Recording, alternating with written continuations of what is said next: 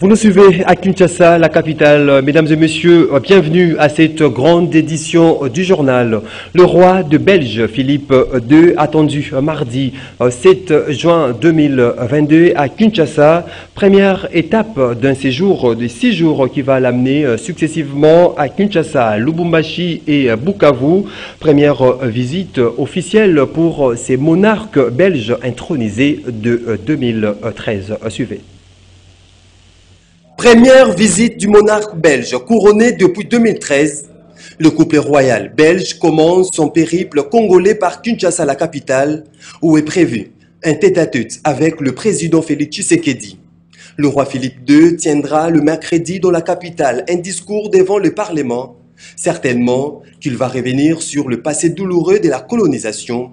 Aussi, la question très attendue de la restitution des patrimoines spoliés, le reste de la dépouille de Lumumba, ainsi que la coopération au développement. À ces sujets justement, des zones d'ombre dans l'histoire commune entre Kinshasa et Bruxelles, le roi belge avait courageusement, dans un passé récent, reconnu les erreurs de la colonisation. À Kinshasa, plusieurs intellectuels vont plus loin pour exiger une réparation morale et matérielle pour des dommages, préjudices énormes sous la douloureuse période de la colonisation où les Congolais étaient semblables à la vermine sans aucun droit élémentaire.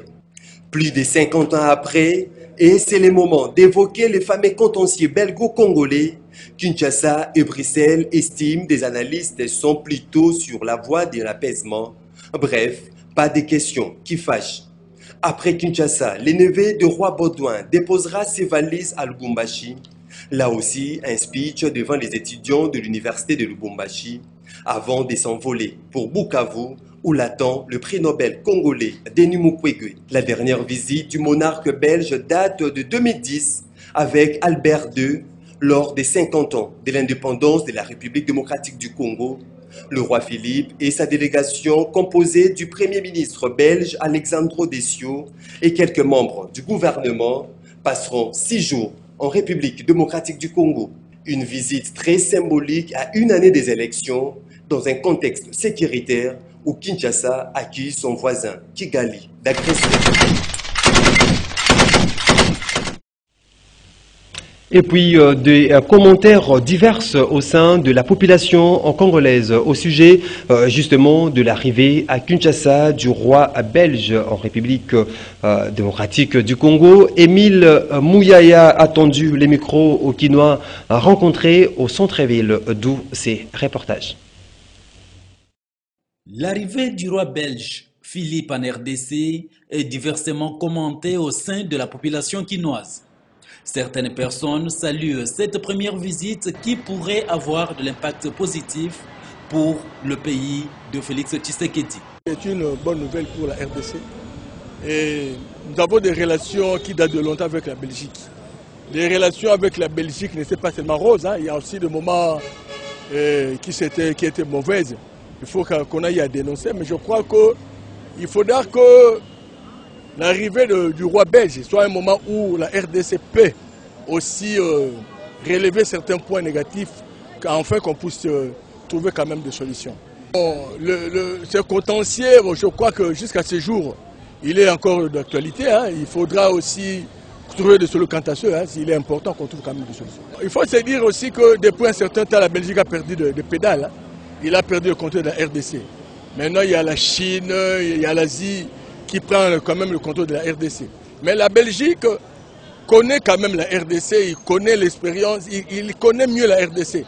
Il peut jouer un rôle important. Mais il faudra qu'il puisse conjuguer l'ensemble et un effort ensemble avec les pays européens. Moi, mon souhait, c'est que la Belgique connaît le Congo, la République démocratique du Congo. À ce titre, s'il vient, il va retracer les limites réelles du Congo, que le Congo vive chez eux.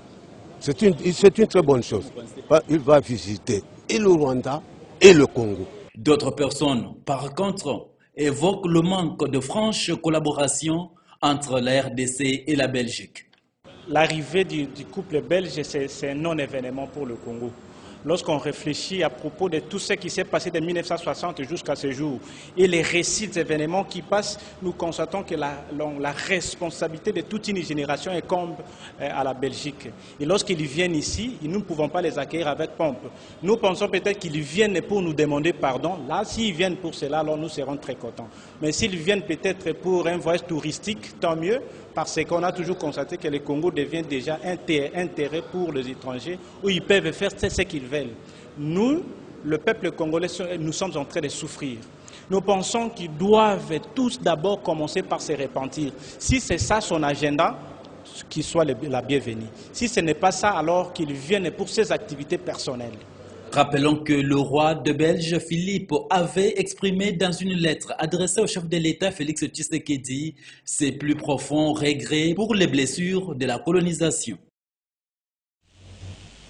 Dans un tout autre chapitre, la trêve aura duré que quelques jours. L'on signale la reprise depuis ces matins de violents affrontements entre FARDC et la rébellion écran du M23. Depuis ce lundi 6 juin, l'armée loyaliste contrôle les collines de Runyoni, Tchanzu et de Kainzi dans le Rutshuru au nord Kivu. Confirmation avec le colonel Guillaume Ndjike. Il est porte-parole de l'armée dans la région.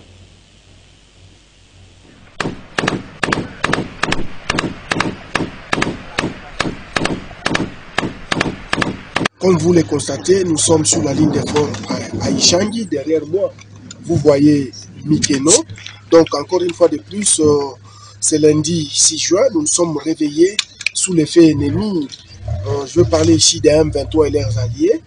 Et les forces armées de la République démocratique du Congo ont riposté de la belle manière. Et à l'heure où nous vous parlons, Mouati, qui est juste derrière moi, vient de passer sous contrôle des forces armées de la République démocratique du Congo. Donc nous comptons maintenant y aller jusqu'au bout. Voilà un peu la situation qui se passe actuellement à Rutshuru.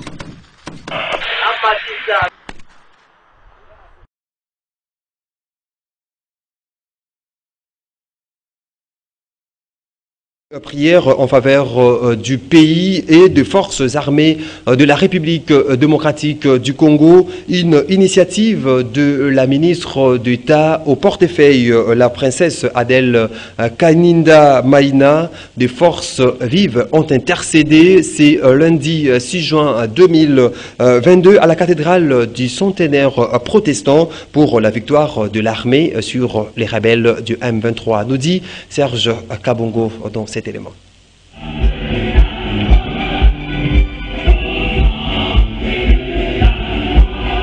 L'objectif à travers cette journée d'intercession, c'est d'amener les forces armées de la République démocratique du Congo à la victoire finale face à l'agression rwandaise labellisée M23. La Mineta, la princesse Adèle Kaininda Maïna, a à cet effet mobilisé les forces vives, les représentants de l'armée ainsi que certains membres du gouvernement en faveur de cette journée de jeûne et de prière. Moment fort d'intercession à la cathédrale du centenaire protestant. Pour l'initiatrice de la journée, le développement du Congo est étroitement lié à la guerre à l'Est. Voilà pourquoi, poursuit Adèle Kaininda, il faut être en communion avec les forces armées de la République démocratique du Congo et le commandant suprême Félix-Antoine Tshisekedi pour que la paix revienne définitivement dans cette partie du territoire national. Ceux qui s'appuient sur leurs chars, c'est là sur leurs chevaux. Nous invoquons le nom de l'Éternel, notre Dieu. Et il prie, il tombe. Nous tenons ferme et restons debout. L'Éternel sauve le roi qui nous exauce quand nous l'invoquons. Amen. Mais qui est commandant suprême, la FARDC, comme on a président de la République, chef de l'État, Félix-Antoine Tshisekedi Tshilombo. Il y a un commandant suprême de la FARDC. Mamangala dit que c'est un micro, on a vu son nyonso, j'ai là que je vais me la question, parce que c'est aujourd'hui longa, na combo ya Jésus-Christ, la maman tombonde. Une offrande spéciale pour les forces combattantes en pleine opération. L'officiant du jour a appelé à une mobilisation tout azimut pour la victoire du Congo sur le forcé du mal. Décidément, la crise sécuritaire à l'est du pays est plus qu'une affaire spirituelle, si à en croire les participants venus nombreux à ce culte. Les chiffres financiers alarmants ont été rendus publics à la suite du rapport d'audit effectué à la GECAMIN par l'Inspection générale des finances IGF le 31 mai dernier. Un rapport explosif qui montre les pertes encaissées par cette entreprise minière durant les 10 dernières années. Autre détail dans ces papiers commentaires d'Émile Mouyaya. Le rapport d'audit de l'Inspection générale des finances sur la gestion de la GECAMIN, sorti le 31 mai dernier, fait parler de lui depuis quelques jours. Des révélations troublantes sur les chiffres non encore rendus publics par aucune organisation non gouvernementale. Mais Jules Alengeti, inspecteur chef des services de l'IGF, secoue le cocotier en ouvrant une boîte à Pandore des dossiers protégés mis sous silence. Tenez. En septembre 2021, l'enquête financière révèle que, du fait qu'il n'y a pas eu de royalties pour Tank Mining Fungomani, avec un manque à gagner estimé à plus de 300 millions de dollars américains, la GECAMIN aurait perçu des dividendes insignifiants sur les 14 milliards de dollars de chiffre d'affaires de TFM de 2012 à 2020. L'enquête parle également de 24 contrats de joint venture non signés entre 2000 et 2008 entre l'opérateur public et minier et divers partenaires. Des contrats signés pour la plupart sous l'impulsion ou la pression de la Banque mondiale à la base d'énormes manques à gagner pour la GECAMIN. En conséquence, en 2012 et 2020, la GECAMIN a perçu la modique somme de 564 millions de dollars sur 35 milliards de chiffre d'affaires. Cette page sombre s'appelle Tank Fungurume Mining pour cause le groupe américain désormais vendu aux Chinois contre 2,6 milliards de dollars réduit avec l'influence de la Banque mondiale. La part de l'action de la GECAMIN de 45% à 17% en 2005, avant de la faire remonter à 20% en 2019, après un plaidoyer du Sénat. Sans nul doute, l'ex-société américaine aura été un mauvais exemple pour les autres partenaires quand on tient également compte du taux d'intérêt de plus de 16% fixé par elle et suivi des autres opérateurs.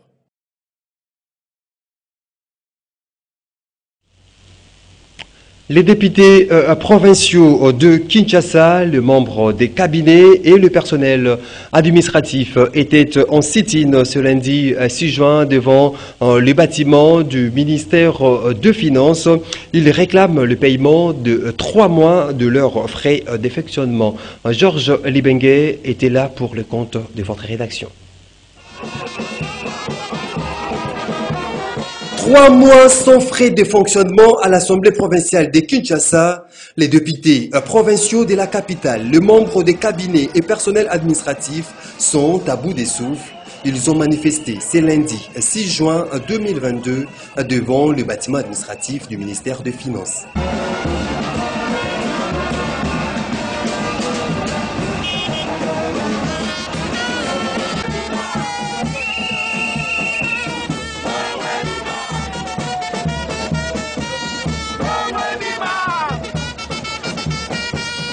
Ces élus de Kinshasa et autres agents de l'organe délibérant ont été reçus par le ministre des Finances Nicolas Kazadi en son cabinet de travail. Ces derniers promet des solutions idoines à leurs revendications, comme l'explique Francis Chibalabala, vice-président de l'Assemblée provinciale de Kinshasa. Provincial, des assistants parlementaires et même des frais de fonctionnement dans ce cas à constater.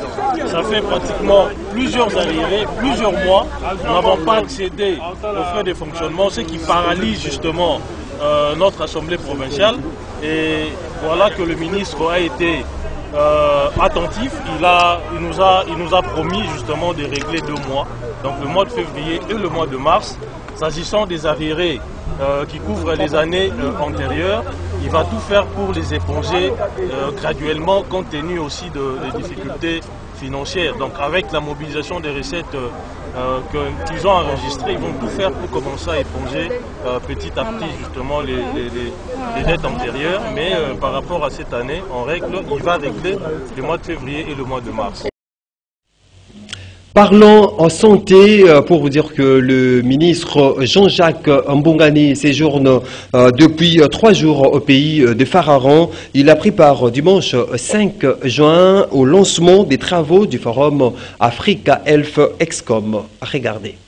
Les dimanches 5 juin 2022, le numéro 1 de la santé en République démocratique du Congo a pris part active au lancement des travaux du Forum Africa Health Excom, dont l'ouverture officielle a été présidée par le président de la République arabe d'Égypte, Abdel Fattah el-Sisi. Ces assises visent à solidifier et renforcer les relations et l'unité entre les États africains dans le domaine de la santé. Elles ouvrent surtout les portes pour une immense exposition du secteur de la santé. Le forum est centré autour du thème « La promotion de la santé dans les continents à travers la promotion de la production et de l'approvisionnement en médicaments locaux ». Il faut noter que plusieurs membres des différents gouvernements africains sont également intervenus au cours de la 10e journée de ces forums Africa Health Excom en Égypte. Pour le ministre Jean-Jacques Mbongani a également saisi cette occasion pour faire un plaidoyer sur la situation de la vaccination en Afrique en général et dans son pays, la RDC en particulier, devant un parterre d'experts, bailleurs de fonds et partenaires internationaux. Le ministre congolais de la Santé publique, Hygiène et Prévention a brillé par son exposé dans lequel il a présenté un tableau bilan de la couverture vaccinale sur l'ensemble des continents. Il s'est basé sur les estimations de la couverture telles qu'indiquées par l'Organisation mondiale de la santé et l'UNICEF de 1980 à 2019. Selon les statistiques, le pays de l'Afrique du Nord ont atteint une couverture de 88%, alors que celle de l'Afrique de l'Est et du Centre était estimée à 66%. Cependant, certains pays africains situés dans la région de l'Afrique centrale ont enregistré des performances au-delà de la moyenne régionale. Nous avons reçu 1 700 000 doses de vaccin AstraZeneca et nous avons vacciné jusqu'au mois de juillet 2021.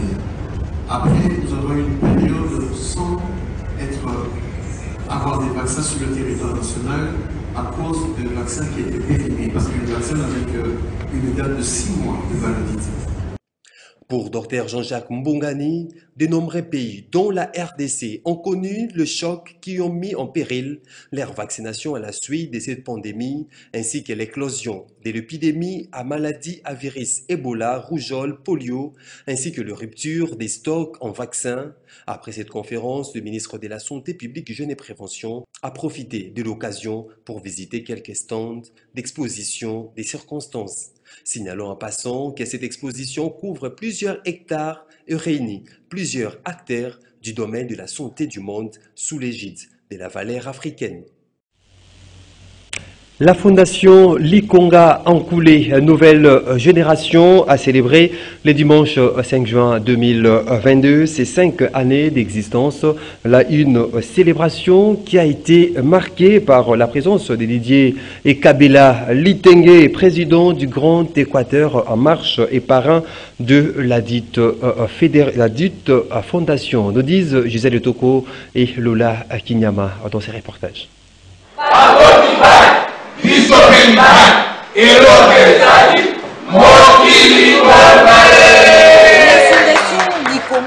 La nouvelle génération a totalisé 5 années d'existence ce 5 juin 2022. 5 années de veille de la conscience de la population de Tchouapa et du territoire de Befale. Didier Kabila Litengue, président du Grand Équateur en marche, a aidé cette fondation dans ses premiers pas. Le Grand Équateur poursuit son bonhomme de chemin. Le chemin de la gouvernance des effectifs. Le chemin de la détection des ressources potentielles humaines que le Grand Équateur peut regorger. Aujourd'hui, nous nous retrouvons parmi les 24 territoires du Grand Équateur dans les territoires de Befale.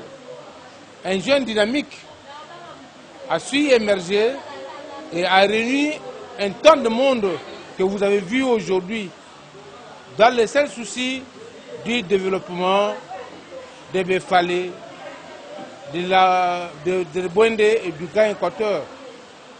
Ils ont voulu faire attendre leur voix et leur voix ne peuvent être entendues que par la voix de l'association Grand Équateur. Nous avons vu naître, nous avons assisté à leur naissance. 5 ans pour une organisation sociale, ce n'est pas peu de choses. Nous leur souhaitons un avenir radieux et nous demandons à tous les jeunes de différents territoires qui composent le Grand Équateur. Lui, il y a de Fale, il y a le Bokungu, il y a Ikele, il y a Ngende. Nous devons nous tous mettre la main dans la main. Je vais leur donner un vaccin, plus que celui de Covid, pour qu'ils deviennent compétitifs. Plus de 2000 membres sont déjà enregistrés au sein de la fondation Lukonga pour la nouvelle génération qui prône le développement.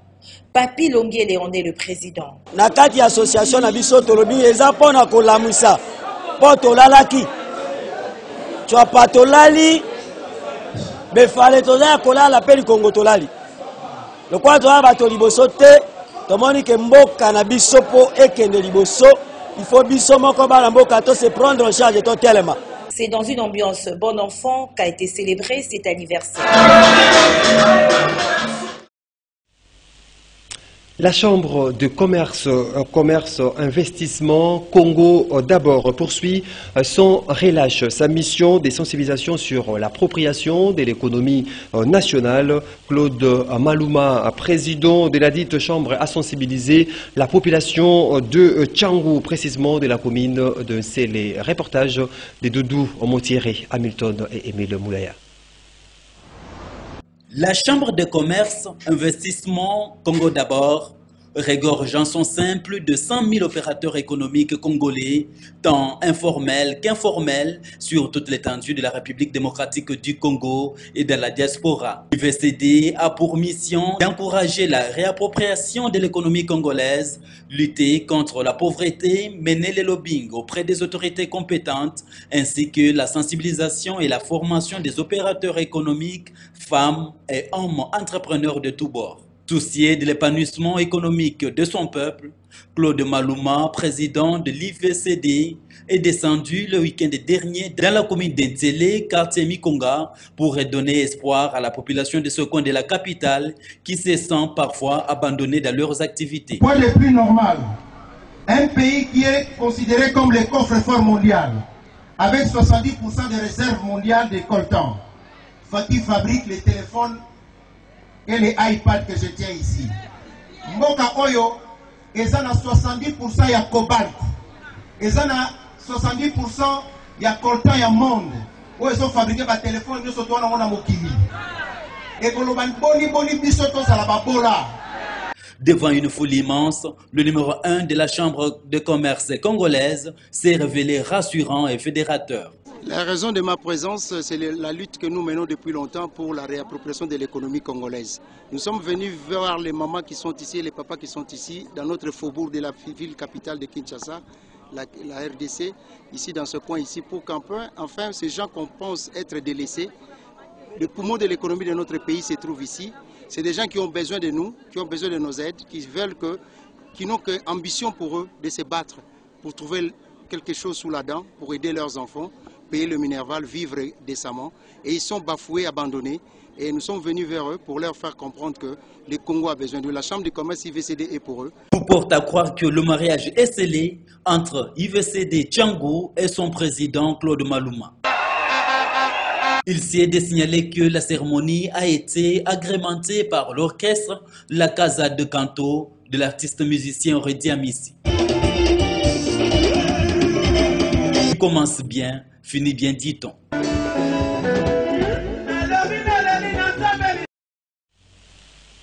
Voilà qui met fin, mesdames et messieurs, à cette grande édition du journal. Merci à vous de l'avoir suivi.